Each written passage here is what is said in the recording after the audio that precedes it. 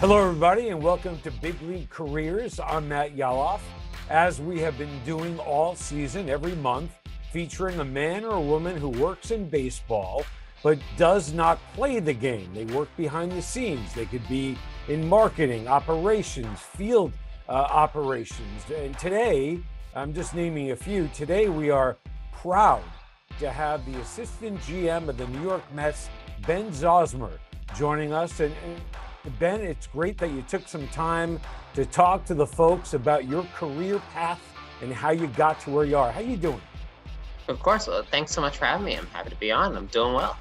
I want to know, as an assistant general manager, what are your responsibilities day to day? So broadly defined, an assistant GM is one of the people who advises the general manager on whatever comes across their desk. That could be anything across the realm of baseball operations. Now, more specifically, my role also is focused on overseeing the analytics group that we have here at the New York Mets. So I got to help expand that in my first year here, and now taking a broader overview role of overseeing that, while also answering whatever questions Billy Epler, our GM, might have on a day-to-day basis. The word analytics is thrown around, but I want your definition of it as it pertains to baseball. Sure. So in baseball, we've got a whole lot of data. We're very, very lucky to have all of that data. That goes back over a century, and in recent years, it's really expanded just how much data we have. We've got a ton of data, even just on a single pitch, between all of the traditional metrics that are following that pitch or that play, and metrics that we can only generate through more advanced technology. Like you hear a lot about StatCast. We've got camera tracking on every ball and everything like that. And once you have that data, you can try to use that to help answer some really important questions. Questions like, what should our strategy be on the field? Or which players are going to be good the rest of the year? Or which players will be good in future years? That's what analytics is. It's using statistics to interpret that data in a way that ultimately you try to help your baseball team. I would think that younger people who are trying to form a career in this realm, in this area, they have to have a certain way of thinking, and they have to be, for lack of a better explanation, you got to be pretty good at math. Am I correct at that? There's certainly a lot of math involved. It's pretty hard to be someone who works in data for a living and not have either a math background or some related field. You know, that could be statistics or physics or chemistry or economics or any of the different areas of human endeavor that involve quantitative reasoning. So what is your education, or what was it, and what was it in? So mine was in applied math and a minor in computer science. And so, yeah, right along those lines, those skills have been enormously helpful, starting off my baseball career and analytics path. Okay, so you took that education from Harvard and you went and you worked for the Dodgers, is that correct? Yes. And what did you do there? So I was an analyst with the Dodgers, spent 4 seasons in what we called R&D at the time. It's like baseball analytics, where that's your traditional Moneyball kind of role. You're using data, you're using statistics to try to answer questions, to try to predict which players will be good, to boil it down to just that. And that can be amateur players, minor league players, major league players. Then the last couple of years, in 2019 and 2020, I switched over to what at the time we called baseball ops. Here at the Mets, we call major league strategy. It's all similar. It's trying to use that math that the data scientists, the analysts put together and try to bring it down to the clubhouse. So it's working a lot with the major league coaches and players to help them prepare for that night's game.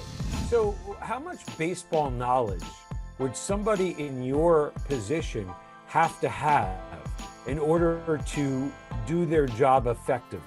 At this point, I would say quite a bit, but that's not necessarily the same answer I would give for someone who's coming in on their first day. We expect when we hire someone on their first day, of course, they can't know everything about baseball. It's impossible to know everything about baseball, even if you've worked in the industry for decades. And so how could you possibly know everything about the sport when you have yet to work in the industry for a single day? There are ways that people who are interested in working in the game can learn about the game. It can come through playing or coaching or scouting, but it can also come through watching games and reading published work from publicly available websites. That could be MLB.com or Fangraphs or MLB Trade Rumors, and watching MLB Network. And, all of that can lead to an understanding of the game. And then once you start working for a team, then it becomes a full-time job, 40 hours a week, sometimes more. And you're spending all this time surrounded by a lot of really, really smart baseball people. And that's how the baseball knowledge can just ramp up to that next level.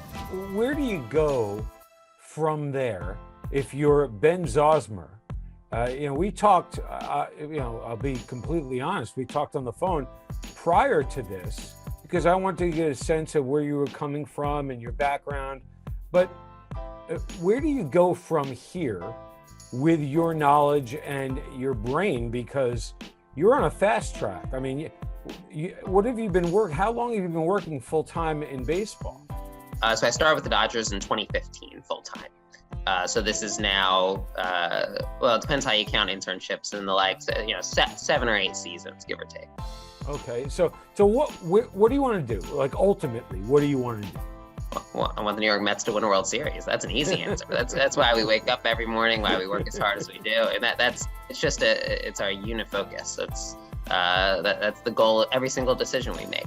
Now sometimes we're balancing, present World Series, future World Series, but it's all in the interest of the same goal. You admitted to me that there was some luck involved, or there can be luck involved when you advance. Absolutely. There's no doubt. Explain that. I think that's probably true in just about every industry. Not that I've ever worked in another industry, but I think getting various opportunities is always some combination of skill, hard work, and luck. The luck part comes in the word opportunity, that opportunity may or may not be there. Even starting from the moment that people apply to work in baseball, there's an element of luck there. And the reason is front offices, all things considered, are fairly small. The analytics groups have grown a lot in recent years, but still, when you compare them to the big Silicon Valley companies or any other industry, they're small. They only employ so many people, and the openings might be there one year and might not be there another year, and that's luck. There's nothing a candidate can do about whether or not a front office has an opening. Same thing as people progress throughout their baseball careers. Sometimes a team has a specific need for a specific person in this job, and other times they don't. There's nothing you can do about that. And so, when people ask me about this, and the advice I always give is just whatever your job is at that moment, you do your absolute best at that job. Whatever it is you've been assigned to help that club win a World Series, you work, heart, mind, body, soul towards trying to help that team win a World Series. And then everything else can take care of itself because you can't control the luck part. The part you can control is gaining skills and is working hard. So if you're a young person in college or high school and you're watching this, they're saying, okay, but how do I get my break?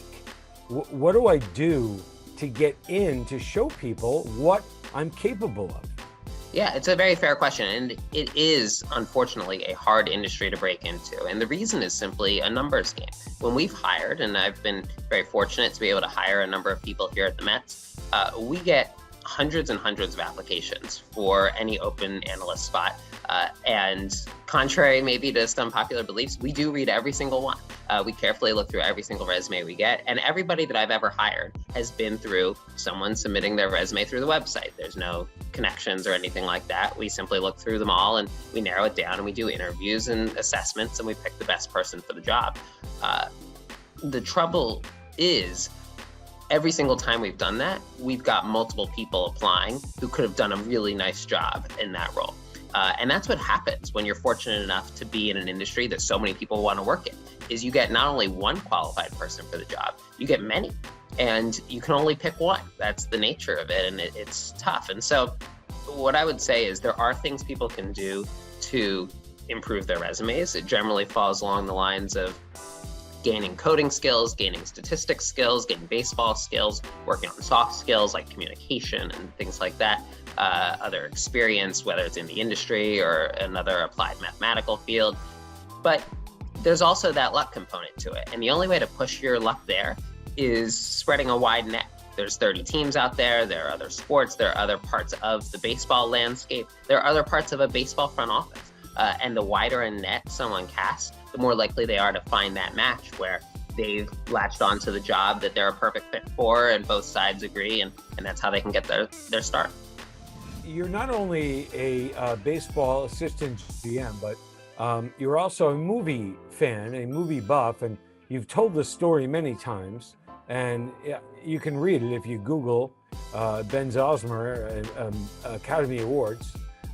Tell me about how you went about predicting and nailing many of the winners at the Academy Awards. I find it completely fascinating that there are numbers that can tell the story on what's going to happen. Yeah, so this is my off-season hobby, if you will. I've spent the last 11 years now predicting the Oscars, and it's a lot of fun. It's another passion of mine in life, much like baseball. And ultimately, it's the same basic premise that underlies sabermetrics, that underlies baseball analytics, that the best indicator of of future behavior is past behavior. So in the world of baseball, what does that mean? Well, it means that if you look at how good a player has done, that can tell you something about how good that player will do if you interpret the data correctly. In the field of the Academy Awards, it tells you, well, if this movie in the past that's won the Directors Guild was more likely to win Best Director at the Oscars, then the same thing's probably going to be true going forward. And when I use the word probably, I mean that in a probabilistic sense, that every additional merit you get on your resume as a film is more likely probabilistically to lead towards that Oscar. And so that's the whole basic idea. It's the same basic concept. It's just in a very different field, and is a fun off-season project. So that's a great example of how every industry uses analytics. And baseball fans say, there's a base, and the base can be divided. They say, no, the numbers don't tell me what I need to know. I know by watching a guy what he can do. Tell me about meshing the two together. It can't possibly be all one or all the other. No, but I also don't think that they are as dissimilar as people believe. I think that a lot of this probably comes from Moneyball, from the book and the movie, which, don't get me wrong, I love both of them. Great book, great movie. That is really the reason why I have a job in this industry, both because I read it as a young kid and also because that led to the expansion of baseball analytics departments across the game. So it's no disrespect to the book or movie, but the fact is both of them did portray two groups that were really antagonistic towards each other. And we all remember these scenes of Brad Pitt and Jonah Hill going at it with the scouts who'd been there for 30 or 40 years. And look, I wasn't in the game in 2002. I was in elementary school. I don't know what it was like. It's just not what I've seen at the Dodgers or at the Mets. It doesn't reflect reality. That both scouting and analytics are trying to get at the essential true talent of a player, stripping out all the luck, stripping out everything that does not indicate how good this player will be going forward. And so we're all trying to do the same thing and talking the same language, and it's just a question of how you blend the stories together. And there are some interesting players where sometimes on one aspect of that player's game, the two will come to different conclusions, and we talk about it and we try to figure out how we can jointly make our work better. But on the vast majority of players, what we find is they're telling the exact same story. It's fascinating. Final topic here for you, and that is the message that you would send to young people who want to do what you do or something similar. What is your message on how to go about it if you're not in it, but you want so badly to be in it? So I would give a couple different messages depending on the age of the person asking this. So if it's someone that is maybe in elementary, middle, high school, that answer would be the baseball side can wait. You work hard in school, you gain the skills to be able to go off to college to continue to gain more skills, especially if you're specifically talking analytics, skills in a quantitative field, but also broader skills, in communication and English and understanding of how to work well with others and be a leader and be part of a group project and all those types of things. If you happen to be more athletically gifted than I am, and you're part of the baseball team, that's great. That's another way to learn those types of skills. But they can also be learned through all sorts of other ways. If it's someone in college and they're still gaining those statistical skills and computer science skills and mathematical skills, but also starting to look ahead to the job market, that's where the internship game comes in. And it doesn't have to strictly be with a team. There are all sorts of ways where you can find an internship in something relating to coding or data science or something along those lines that both gives you more skills during the summer, but also can be a great line on the resume showing that these are new talents that you've acquired in between school years. And then there's the third step, which is for the people that have already graduated, and so their formal time in the classroom might be concluded. And for those people, it's about casting a wide net. There are ways to continue to gain new skills through online courses and things like that, but it's also clearly at that point a time when people are asking the question along the lines of, I want a job right now, which is totally understandable. And the trick then becomes not getting discouraged. It's a numbers game. There are a lot of people that apply to a small number of spots, and so you try to apply to every team across every sport. You try to find that opening until eventually the right one comes through. Ben Zauzmer, I can't thank you enough for your insight and your time. You're a gem, and we appreciate it. And thank you very much for being part of Big League Careers. Of course. Thanks so much for having me on. Well, you're very welcome. You can come on anytime you would like. So thank you for watching Big League Careers. I'm Matt Yaloff. Hope you learned something, and check out our former episodes, if you will, or interviews to learn a little bit more about different jobs within the game that may be of interest to you. I'm Matt Yaloff, and I'll see you next time.